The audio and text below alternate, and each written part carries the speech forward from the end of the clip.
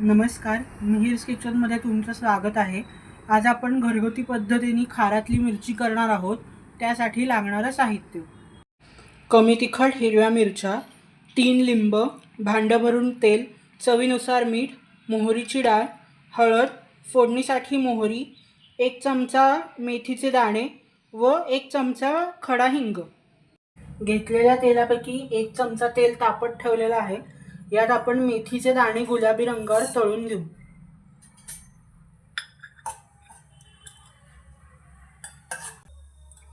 मेथीचे दाणे तळून झालेले आहे, एका ताटलीत काढून घेऊ।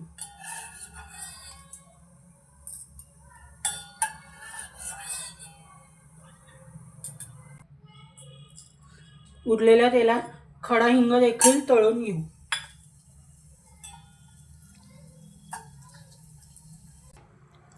खडा हिंग देखील तळून झालेला आहे, हा एका ताटलीत काढून घेऊ। गार झाल्यानंतर मिक्सरमधनं काढून घेऊ।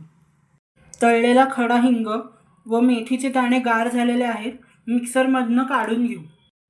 घेतलेली अर्धी मोहरी डाळ यात घालून मिक्सरमधनं पुन्हा एकजीव करून घेऊ।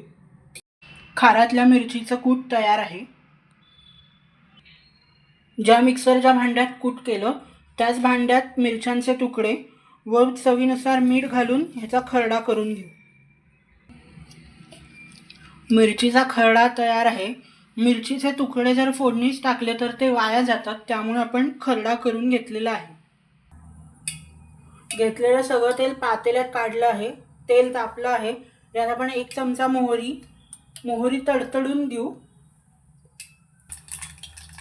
मोहरी तडतडली आहे, यात आपण पाव छोटा चमचा हळद घालून त्याच्यावरच मिरचीचा खरडा घालून घेऊ।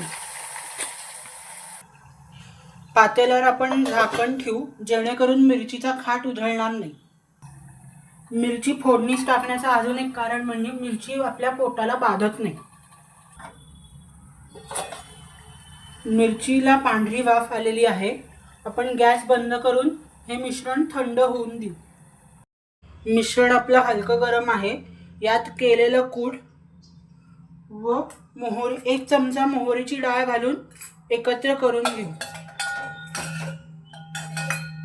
व हलकं गार झाल्यानंतर लिंबाचा रस घालू। मिश्रण पूर्णपणे गार झालेलं आहे, यात घेतलेला लिंबाचा रस घालू व एकत्र करून घेऊ व गार झाल्यानंतर एका काचेच्या बरणीत भरून ठेवू। आपली घरगुती पद्धतीने केलेली खारातली मिरची तयार आहे। Thanks for watching.